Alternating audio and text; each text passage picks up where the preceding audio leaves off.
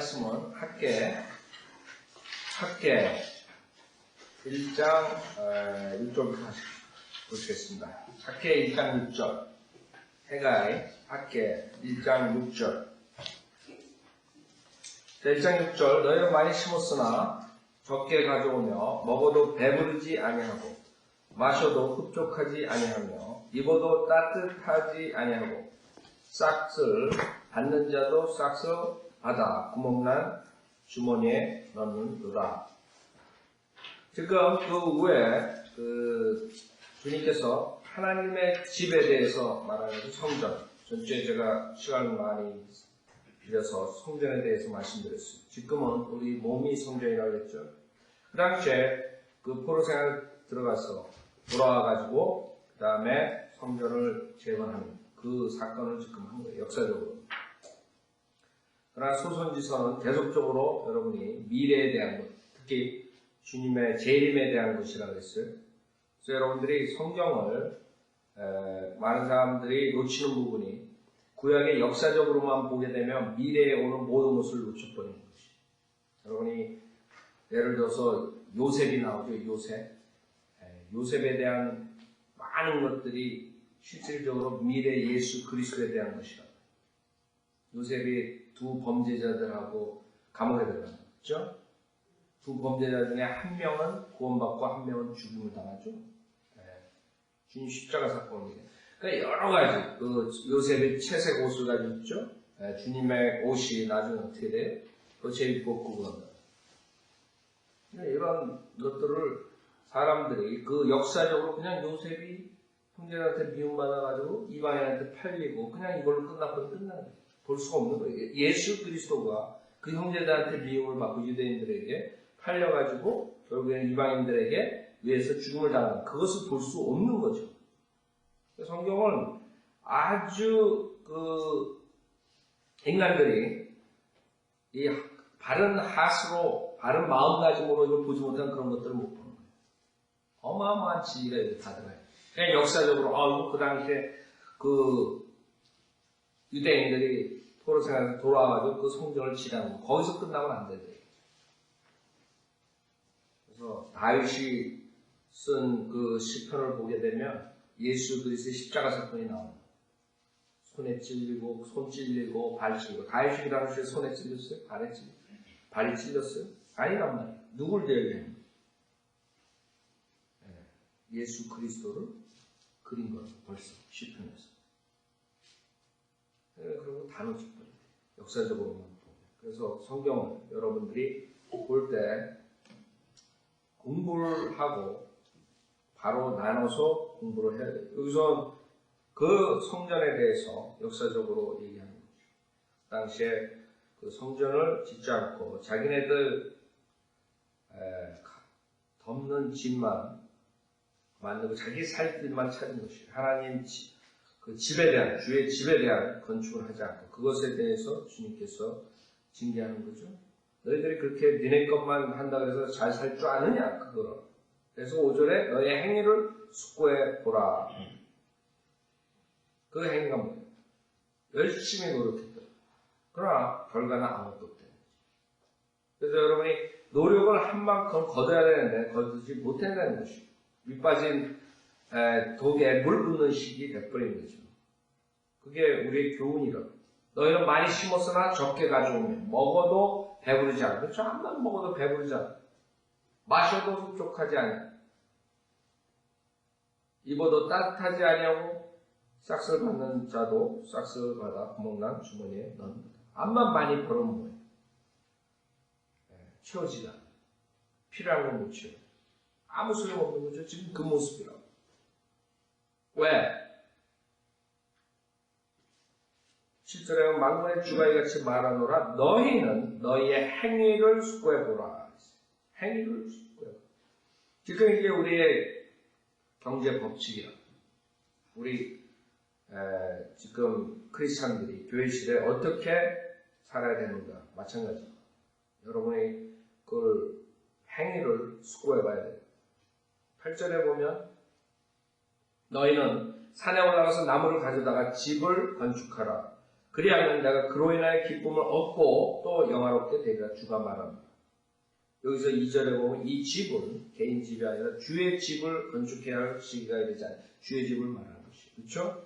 그러니까 너희만 잘 먹고 잘 산다 그래서 될 게 아니라 암만 너희들이 네가 잘 살기 위해서 노력을 해도 너희들은 항상 부족하다. 그게 하나님의 말씀이에요. 우선 하나님의 여기서는 주의 집을 먼저 생각하라. 그 다음에 너희들이 채워줍니다. 9절 너희가 많은 것을 바랐으나 보라 적게 되었고, 그렇죠? 인간들은 많은 것을 바란다. 적게 되었고, 너희가 그것을 집으로 가져왔으나 내가 그것을 불어버렸네. 그렇죠? 암만 많이 얻거나 가져오거나 열매를 가져왔으면 뭐예요? 그냥 확 불어버리면 어떻게 돼요? 나중에 없는 거예요. 그러니까 우리가 뭘 한다고 해서 되는 게 아니에요. 문제는 하나님께서 그것을 어떻게 하시느냐. 하나님의 복이 있느냐 없느냐 거기에 달린 거예요. 의사주의자들은 일도 안 하고 그냥 기도나 하고 그러면 하늘에서 뚝 그냥 바로 떨어지는 줄 알고 있는 그것도 잘못된 거죠. 그래서 여러분들이 어떻게 살아야 되느냐. 우리 교회 시대에는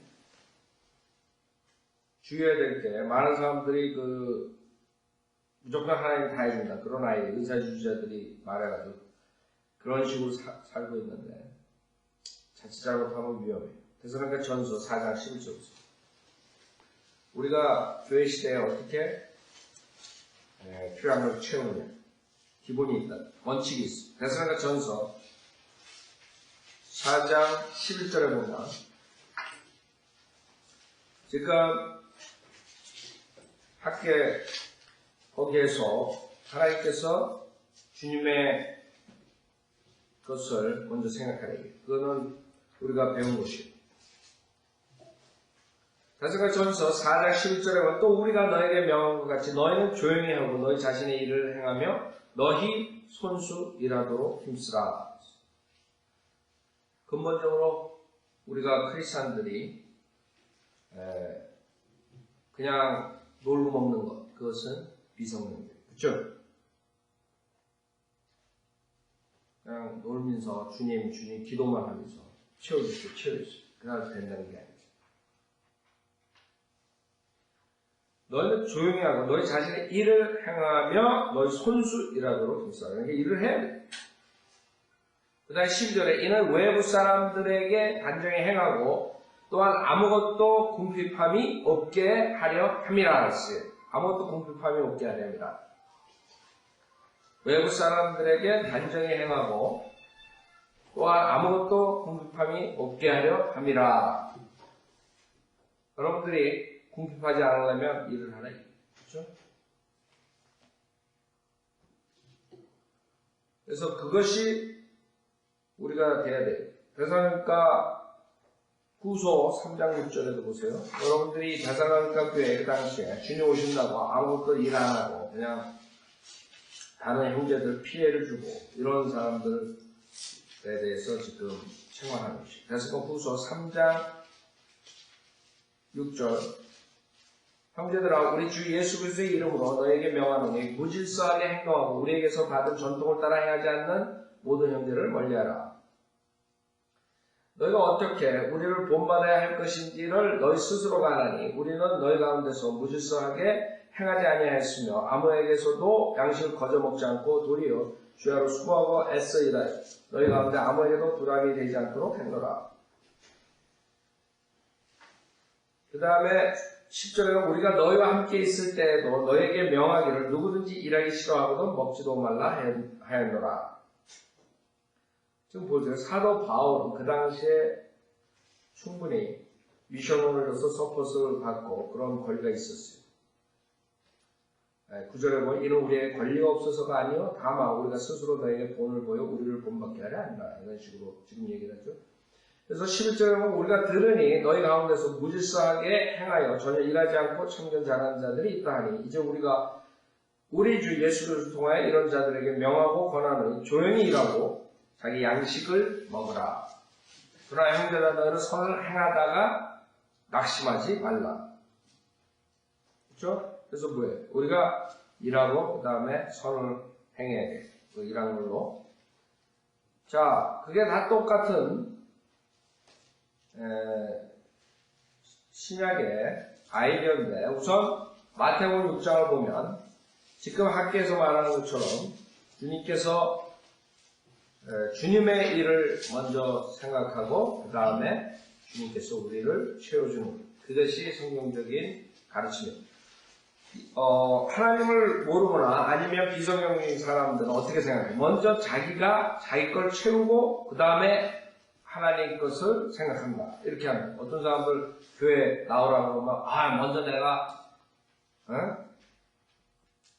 열심히 뭘 해가지고 되면 그 다음에 교회에 나와서 뭐 이런 아이디어 그렇죠? 그 거꾸로는 성경은 그렇게 얘기하지 않아요. 마태복음 6장 33절에 보면 오직 너희는 먼저 하나님의 나라와 그분의 의를 구하라. 그래서 그것이 하나님의 방법이라고. 내가 열심히 하고 나서 그 다음에 주님 섬기겠습니다. 그러면 밑 빠진 독에 물 붓는 식으로 돼버리는 거예요. 열심히 나가가지고 하잖아요. 그 다음에 보면은 많이 돈 벌었을 것 같죠. 근데 없다. 왜? 이것을 얻었기 때문에. 오직 너희는 먼저 하나님의 나라와 그분의 의를 구하라. 그리하면 이 모든 것을 너에게 더해 주시리라. 하나님께서 우리에게 원하시는 빌립보서 4장도 보세요. 신약의 이 경제 법칙. 우리가 크리스찬이 어떻게 살아야 되는지. 일을 하고 열심히 선한 일을 하고 그 다음에 빌립보서 4장을 보면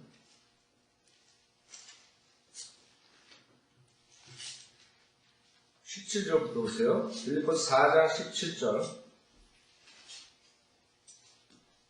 내가 선물을 구하고자 함이 아니라 너희의 회개에 풍성한 열매를 구하고자 함이니라. 그래서 뭐예요? 사도 바울을 서포트하는 것에 대해서 얘기하는 것이 서포트하는 것. 18절 우리 미션을 서포트하죠. 그 서포트에 대해서 18절 내게는 모든 것이 있고 또 풍부하니라. 나는 너희가 보낸 것을 에파프로디도로부터 받아서 풍족하게 되었노라. 이는 향기로운 냄새요 받으실 만한 희생제 하나님을 기쁘시게 하는 것이라. 그래서 서포트받은 것을 말하죠. 물질적인 서포트를 말하죠. 그러나 나의 하나님께서 그리스도 예수를 통하여 영광 가운데서 그의 풍요함을 따라 너의 모든 필요를 채워주실 것이다. 그래서 법칙이 또 나오죠. 왜? 우리가 열심히 일해서 그 주님의 일을 서포트하면 주님께서 그의 풍요함을 따라 너의 모든 필요를 채워주시고. 그러니까 세상 사람들이 갖는 아이디어나 성경적인 관점은 틀립니다. 세상 사람들은 하나님을 제쳐놓고 자기가 열심히 해가지고 하면 된다. 그 아이디어를 가지고 있다고. 근데 하나님께서는 그게 아니에요. 하나님께서는 우선 하나님에 대해서 생각하고 그 다음에 우리가 땅의 것보다 하늘의 것을 생각했을 때 하나님께서 그의 풍요함을 따라 너의 모든 필요를 채워주실 것입니다. 그게 하나님의 법칙이에요. 디모데전서 6장 제가 계속 말씀드리는 것이죠. 디모데전서 6장은 여러분이 누구나가 다 외우고 있어요. 생각하고 있어요. 이게 우리 사는 태도, 크리스찬들이 사는 태도, 특히 바이오 빌리버들이 사는 태도. 디모데전서 6장 5절. 그렇기 때문에 이것을 개혁성경, 변경된 캐톨릭 성경도 다 바꿔버렸어요. 그때 제가 말씀드렸죠. 지금 개혁성경 없죠, 여기. 디모데전서 6장 5절에 보면 마음이 부패하고 진리를 상실하며 이익이 경건이라 생각하는 사람들 사이에 무익한 논쟁이 일어나느니라. 그런 데서 내 자신은 빠져나와. 그러니까 지금 크리스찬들이 특히 TV에 나오는 이벤젤리스트들, TV에 나오는 베니힌 이런 애들은 이익이 경건이에요. 자기네들이 부자가 된 것이 자기네들이 경건하다는 것의 증거라. 그렇죠? 예수를 잘 믿기 때문에 자기네들이 몇 밀리언짜리 집에서 이렇게 잘 산다. 이런 아이들. 그래서 이익이 경건이라 생각하는 사람이 없어요. 무익한 논쟁이다. 그런 자들이 수두룩하게 많다. 그 개혁성경, 그 개혁성경은 경건을 이익의 재료라고 생각하는 그런 아이들. 경건을 이익의 재료.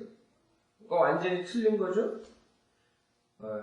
경건은 좋은 것이에요. 여러분이 경건하고 주님께 합당한 생활을 할 때 여러분이 도움이 되는 거라고요. 근데 거꾸로 그걸 바꿔가지고 이익이 경건이래요.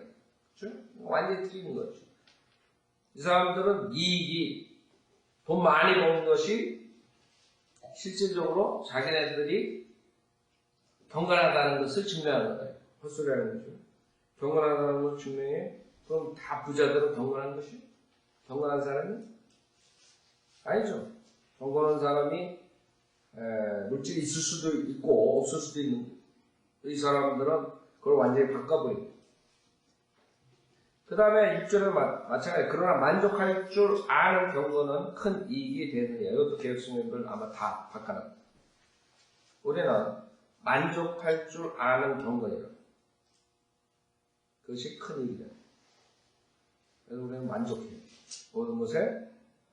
실제로 우리가 세상에 아무것도 가지고 온 것이 없으며 아무것도 가지고 갈 수 없는 것이 분명하니 우리에게 먹을 것과 입을 것이 있으면 이것들로 만족할 것이다. 생각해보세요. 만약에 8절을 여러분이 지킨다면 그 다음에가 불평이 없어지. 여기에 무슨 좋은 차, 좋은 옷, 좋은 집 뭐 아무것도 없는 거예요. 좋은 냉장고, 좋은 세탁기 없다고 컴플레인하지 말라고 전해진다? 왜? 먹을 것과 입을 것이. 아세요? 여기에 여러분들이 합당하면 8절을 지킨다면 아무 컴플레인이 없어. 우리에게 먹을 것과 입을 것이 있으면 이것들로 만족할 것이다. 그렇죠? 내가 좋은 차가 없다고 컴플레인이 되겠어요? 안 되죠. 컴플레인 할 수가 없어요. 이 성경 구절이에요. 그 다음에 구절에 그러나 부유하게 되고자 하는 자들은 유혹과 올무와 여러 가지 어리석고 해로운 정욕에 빠지리니 이는 사람들로 파멸과 멸망에 빠지게 하는 것이다. 그렇죠? 여러분들이 주님께 합당하게 행하고 주님의 말씀대로 살고 하나님을 우선 생각하고 하나님 말씀대로 살라고 할 때 하나님께서 우리를 채워주신 그런 아이. 근데 거꾸로 우리가 물질을 쫓아가게 되면 그 다음에는 어떻게 돼요? 유혹과 올무와 여러 어리석고 해로운 정욕에 빠지게 돼요. 죄를 짓게 돼요. 그 다음에 파멸과 멸망. 우리 교회에서도 그런 일들이 있다. 지금 여러분들이 교회 경제적으로 어려워가지고 교회에 못 나온다고 그렇죠? 그런 사람들 생겼잖아요? 많이 있죠? 근데 그런 사람들이 정말 교회에 안 나와가지고 지금 교회 나오는 사람보다 재정적으로 풍족해가지고 있느냐? 그렇지 않단 말이에요. 그 하나님의 법칙에 지금 맞지가 않는 거예요. 저는 우리 성도들을 믿는 목사들은 뭐 캐톨릭 교황이나 뭐 이런 식으로 종교를 억압적으로 이렇게 하진 않는다. 설교하고 바르게. 그 다음에 하나님께서 그 하나님 말씀을 통해서 그 마음을 바꾸게 해주고 사람들의 변화를 가져오고 그 다음에 개인적으로 하나님을 자신의 섬기는 그런 것이 바른 믿음이고 그런 식으로 양육을 시킨단 말이에요. 그렇기 때문에 여러분들이 하나님의 말씀을 쫓아가 성령을 쫓아가야지만이 하나님과의 바른 관계가 되고 그 다음에 하나님의 복을 받는. 근데 오히려 기존교회나 잘못된 교회처럼 그냥 억압하고 뭐 이래야지만 딸려가는 그런 식으로 해버리면 그게 믿음이냐 이죠. 실제적으로 기존교회는 그런 식으로 운영을 한다. 사람들 부추기고 협박하고 그냥 목사 섬기고 뭐 이런 방법 여러 가지 그 꾀를 부린다고 목사 어떻게 하면 이 사람들을 내가 묶어놓는 거야 교회에 따라가게 하는 거야. 성령으로 믿는 목회자는 그렇게 인도를 안 해요. 성령님께서 하나님의 말씀을 듣고 역사하시도록 그렇게 인도를 한단 말이에요. 그러니까 여러분들이 어떻게 보면은 마음대로 정말 살다가 자기의 파멸로 들어갈 수가 있어요. 하나님의 말씀 무시하는 사람. 그러나 설교를 듣고 하나님의 말씀대로 할래 쫓아가는 사람들은 하나님의 복을 받을 수 있어요. 온전한 복을 받을 수 있어요. 그러니까 여러분한테 가집니다. 예수님 그리스도의 제자들 중에서도 가까운 그 12 제자 중에서도 더 가까운 제자들이 하나님과 예수님과 같이 교제할 때 더 가까운 사도 요한 같은 사람은 가장 가까운 예수 그리스도를 가장 사랑하는 제자. 12 제자 다 똑같이 제자지만 그 중에 주님이 더욱 사랑하는 제자가 있었다는 거예요. 우리가 다 똑같이 구원받고 하나님의 자녀지만 그 중에 하나님이 더욱더 사랑하고 더욱 교제를 하는 사람들이 있다. 누구랑 더욱더 교제하고 사랑하겠어요? 은사주의들이 말하는 사람들, 은사주의자들이 아니에요. 하나님의 말씀을 순종해서 따라가는 사람들. 그렇죠? 우리한테가 구원받는 사람들. 내가 얼마나 하나님을 쫓아하는지, 내가 정말 하나님 말씀을 제쳐놓고 세상적인 사람들처럼 부유하게 되고자 교회 빠지고 뭐하면서 과연 내가 부유하게 되겠는가? 안 된다. 성경에서는. 성경에서는 오히려 주님을 섬기지 않고 물질을 쫓아가는 사람들은 유혹과 올무와 여러 가지 어리석고 해로운 정욕에 빠지리니 이런 사람들로 파멸과 멸망에 빠지게 하는 것이다. 거기에 들어요. 그래서 10절에 보면 돈을 사랑하는 것이 모두 악의 뿌리니 이것을 욕심내는 어떤 사람들이 믿음에서 떠나 방황하다가 많은 슬픔으로 자신들을 찔렀다. 이렇게 되는 거예요. 결국에. 그래서 제가 계속적으로 설교를 한다. 디모데전서 6장. 왜? 이 중요하기. 우리가 이것을 지키지 않으면 하나님의 나라와 그분의 의와 그것을 먼저 여러분이 생각해야 된단 말이에요. 자, 그 다음에 11절에 그래서 사도 바울이 그러나 하나님의 사람인 너는 이것들을 피하라. 그렇죠? 그 다음에 17절에 이 세상에 있는 부유한 자들에게 명하여 마음이 교만해지지 말고 자 이제 물질이 있는 사람들이 있다고. 그렇죠? 그런 사람들은 하나님께서 명하셨어요. 왜? 마음이 교만해지지 말고 불확실한 재물의 소망을 두지 말며 오직 우리에게 모든 것을 풍요하게 주셔서 향케 하시는 살아계신 하나님께 두라고 하셨어요. 여러분들이 자기가 풍요하게 되고 안 되고 모든 것들은 결국에 하나님께서 하는 거예요. 하나님께서. 우리가 열심히 24시간 잠자지 않고 일했다 그래가지고 그게 결국에 남는 게 아니고 하나님께서 훅 불어버리면 끝난대요. 그래서 안타깝다. 그렇죠? 근데 우리가 한 번 실수한 것은 한 번 잘못해가지고 그런 것은 그 다음에 고치고 이런 식으로 하면서 돌아오고 그럼 괜찮아요. 근데 한 번 한 사람이 그 다음에 또 그런다. 배웠는데 또 그러고 또 너무 안타까워.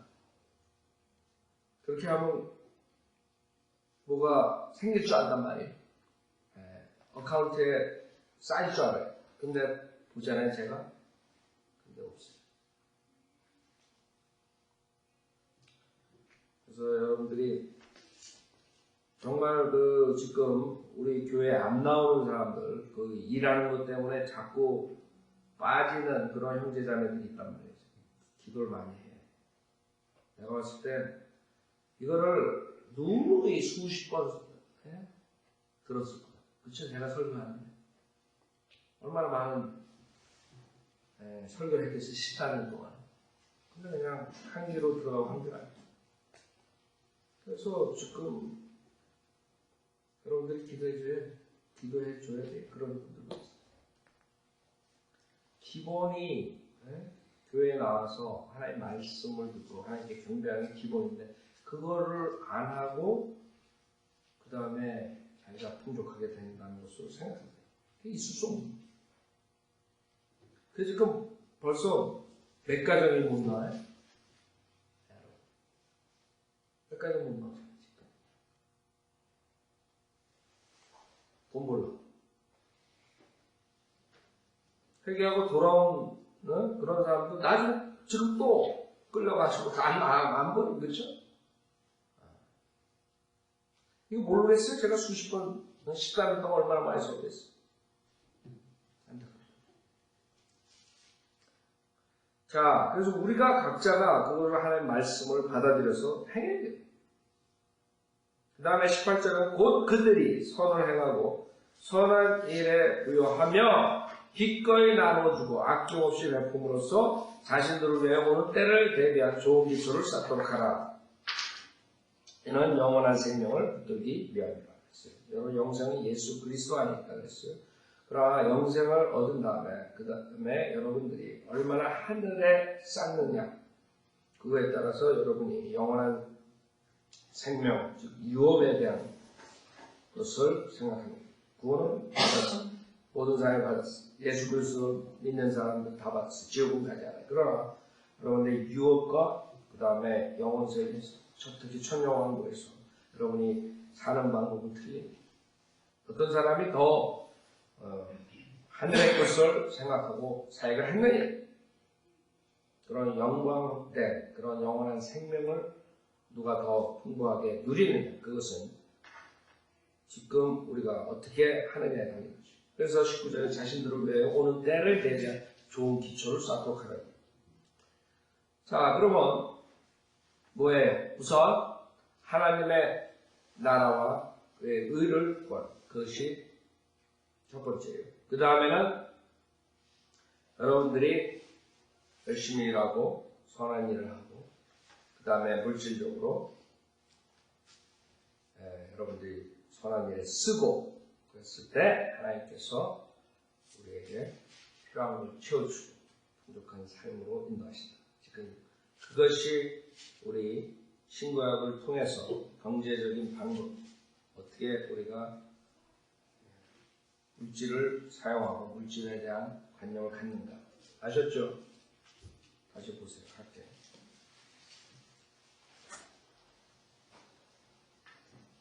대부분이 이제 저는 그런 사람 많이 봤어요. 뭐 이렇게 해가지고 내가 좀 풍부한 다음에 교회 나오겠습니다. 그렇게 해가지고 교회 나오지 못해요. 지금 우리가 디모데 전서 6장에서 본 것처럼 결국에는 파멸되고 그런 사람들 끝내 교회 나오지 못해요. 성경이 이게 그냥 헛것으로 쓴 게 아니에요. 우리가 두려움으로 하나님의 말씀을 봐야 돼요. 학계 1장 9절 너희가 많은 것을 받았으나 보라 적게 되었고 너희가 그것을 집으로 가져왔으나 내가 그것을 불어버렸느냐 만군의 주가 말하노라 어찌 된 일이냐 이는 내 집이 황폐하였음이니 너희가 각기 자기 집으로 달려갔느니라. 특히 이것은 예수님을 죽인 유대인들에게 실질적으로 이루어진 것이에요. 그 당시에 포로 생활뿐만 아니라 예수 그리스도께서 그 유대인의 메시아로 온 그 자기의 메시아를 죽였어요. 마태복음 23장 보세요. 주님께서 그 예루살렘의 미래의 경험을 했어요. 어떻게 됐어요? 황폐하게 됩니다. 마태복음 23장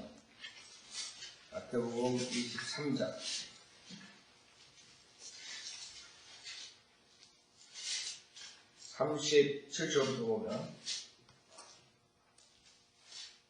마태복음 23장 37절 오 예루살렘아 예루살렘아 선지자들을 죽이며 너에게 보낸 사람들을 돌로 치는 자야 마치 암탉이 자기 병아리들을 날개 아래 함께 모으듯이 내가 얼마나 자주 내 자녀들을 모으려고 하였더냐. 그러나 너희가 원치 아니하였도다. 보라 너희 집이 황폐하여 버림바 되리라.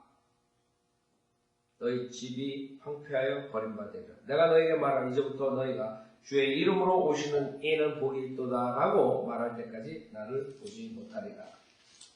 여기에 무서운 그런 예루살렘의 멸망과 그 다음에 거기에 따른 2000년 동안의 박해가 오죠. 다크 라흐만이 쓰신 죽음의 재 같은 땅 이스라엘이라는 책에서 제가 몇 개 뽑아서 읽어드리겠습니다.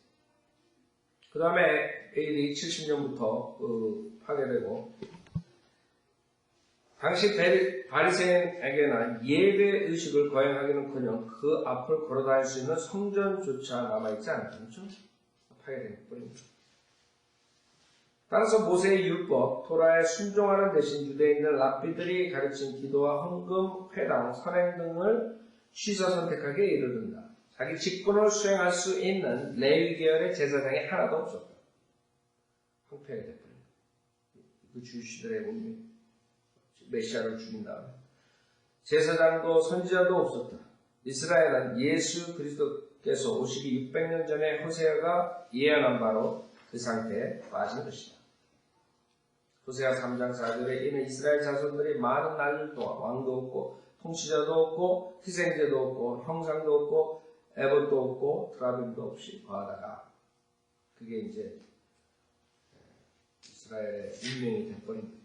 위 구절에 묘사된 대로 성경적인 대상이 없는 상태에서 로마 카톨릭 교회가 갑자기 끼어들어 공백 메꾸기를 자청하고 났습니다.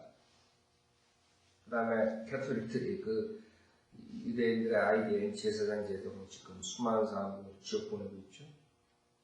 그것에 대해서 얘기하는 거죠.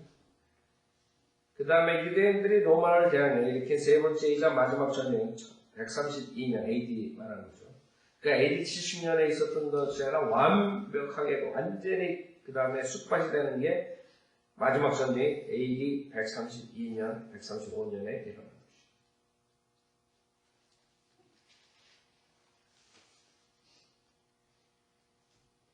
그 다음에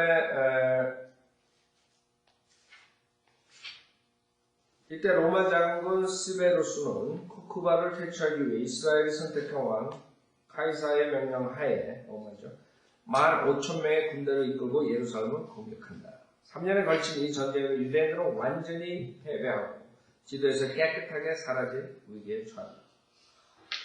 그 다음에 유다는 로마의 한 지방이 되고 그들은 그 땅을 성경의 이름 카나안 대신 팔레스타인으로 부르게 됩니다.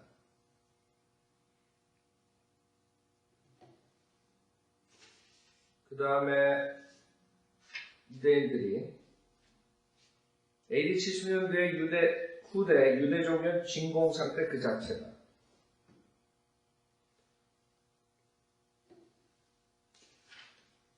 AD 600년에 유대인들은 이슬람교로 개종하지 않으면 죽임을 당했다. 1928년에 안티옥에 남아있는 유대인이 나온 10가족밖에 없었다. 다 죽었다. AD 1050년에 트리폴리에 있는 회당들은 모두 모스크로 바뀌었다. 이슬람 사원. 지금도 마찬가지죠. 그 바이상. 성전에 생각해보세요. 하나님께서 어떻게 보시겠어요? 그 구약에 약속하신 그 예루살렘 성전이 없어져 버리고 그게 지금 그 우상 숭배하는 이슬람의 사원이 돼버렸는데 1939년에 트리폴리에 남아있는 유대인은 4가족뿐이었다. AD 850년 이라크에 있는 유대인들에게는 과도한 세금이 부과되었다. AD 1333년 바그다드에 있는 모든 회당이 약탈당한 뒤 파괴되다. 어느 곳에 가나 중동 지역, 유럽 모든 데서 유대인들은 끝나버립니다. 이런 저주가 지금 학계 1장 우리가 그 황폐함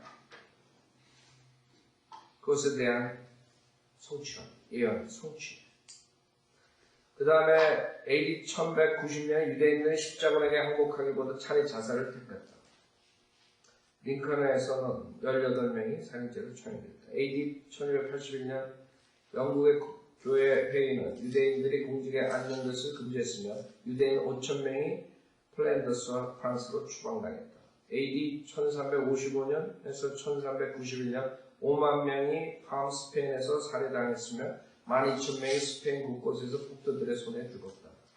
AD 1349년에서 1360년 헝가리 내 모든 유대인들은 추방당했으며 크리미아에서도 추방당했고 1610 1016년, 1356년, 포르투갈에서 1497년, 프랑스에서 1306년, 1420년, 1394년, 오스트리아에서도 1421년, 사르디니아에서도 1492년에서 추방됩니다. 1755년에 스페인에서 유대인이 마지막으로 파행을 당했다. 1321년 프랑스에서 살았던 죽었던 유대인들을 잡아다 구덩이에 매장했고, 툴루스에서는 그곳에 사는 모든 유대인들은 완전히 멸절되었으며, 스트라스버그에서는 어떤 유대인도 그것에 정착하지 못하도록 했다. 1399년 폴란드에서 캐톨릭 교도들이 유대인들을 고문했으며 1407년에는 그들을 산채로 불태워 죽였고, 폴란드에서는 캐톨릭 교도들은 유대인들을 반대하여 폭동을 일으켰으며 클라코에서는 빈민간 게토 유대인 격리 거주 지역으로 내몰렸다. 1494년. 이게 이제 유대인들의 그 운명입니다. 준호의 집은 황폐되고, 그 다음에 유대인들은 2000년 동안 전 세계에 핍박을 받으면서 결국에 마지막에 히틀러한테 6밀리언 적폐 죽음. 생각해보세요. 근데 유대인들에게는 지금 히틀러가 그 악행을 한 것보다 더 큰 고난이 오고 그 대항을. 그래서 이것이 성취되는 거예요. 학계 1장 9절 이는 내 집이 황폐하였음이니 너희가 각기 자기 집으로 반격합니다. 10절 그러므로 너희 위에 하늘은 이슬을 멈췄고 땅 그 산물을 멈췄다. 하나님께서 모든 걸 컨트롤하시는 거예요. 많은 사람들 무슨 마들 네이처 어쩌고저쩌고 하는데 헛소리 하는 거죠. 누가 비를 멈춰요? 이슬을 멈춰요? 누가 눈을 멈춰요? 누가 산물을 멈춰요? 하나님께서. 누가 토네로를 멈춰요? 토네로 보내요? 누가 허리케인 보내요? 멈춰요? 하나님께서. 그렇죠? 그러니까 어리석은 인간들이 그런 모든 것들이 하나님께서 하시는데도 불구하고 뭐 자연이 어쩌고 저쩌고 결국에는 하나님을 무시해버리고 이그노해버리면 어떻게 돼요? 그 다음에는 완전히 미친 사람들이 돼요. 미친 사람. 지금 이제 그 마지막에 도달한 얘기가 미친 짓들을 많이 한다고. 여러분 뉴스 듣기가 겁해요. 뉴스에 나온 거, 뭐 톡쇼 나온 거 들어보면 이 세상에 지금 인터넷이니 뭐 TV니 텔레폰이니 여러 가지가 생겨가지고 이제는 전 세계에 일어나는 그 정말 미친 짓들이 그냥 하루에도 수천 개 수만 개씩 인터넷이니 뭐 라디오니 TV니 수없이 나옵니다. 그래도 일들이 다 있다고 지금 하나님께서 가만히 있겠네요. 이제 끝날 때가 됐어요. 인간들은 마지막 향해서 가는 것이 여기까지.